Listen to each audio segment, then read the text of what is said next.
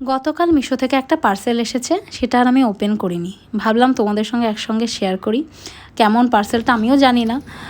আগের বার খুব বাজে কোয়ালিটি এসেছিলো, তাই এবার একটু রেটিং দেখেই অর্ডার করেছি একটা কিচেন র্যাক।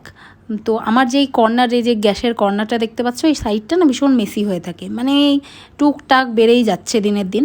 তো সেটাকে একটা অর্গানাইজ করার জন্য ওই অর্গানাইজার মতো কিনেছি। আমি রেটিং দেখেই কিনেছি। আগের বারের কোম্পানিটা খুব একটা ভালো ছিল না, তবে এইবারের কোম্পানিটা দেখলাম ভালো। তো দেখা যাক কেমন হয়।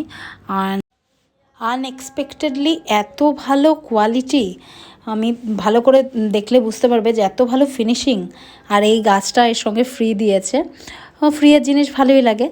তো আমি ভেবেছি ছবিতে এমনিই ছিল হয়তো, তো যাই হোক ফ্রি দিয়েছে। আর এটা কোয়ালিটি একদম বলার অপেক্ষায় রাখে না, দারুণ কোয়ালিটি।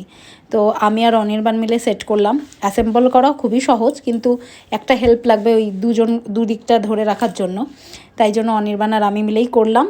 আর এতটা বড় এবং ওপেন, যেহেতু ভীষণ জায়গার, মানে অনেক কিছু আসছে। তারাও দেখাচ্ছি তোমাদের আলটিমেটলি কেমনভাবে আমি সাজালাম। কারণ দেখেই বুঝতে পারছো, মানে ফ্লোর যেহেতু করা ওপেন। আর আমি এই নুন, হলুদ, তেল, ছোট ছোট ঘিয়ের শিশি, ছোট ছোট মশলার কৌটো, এগুলোর জন্যই আরও কেনা। আর আমার তেলের যেহেতু 1 লিটার নয়, তো জায়গাটা অনেকটা লাগে। তো আমার তো ভীষণ ভালো লেগেছে। তোমাদের কেমন লাগলো অবশ্যই জানিও কিন্তু।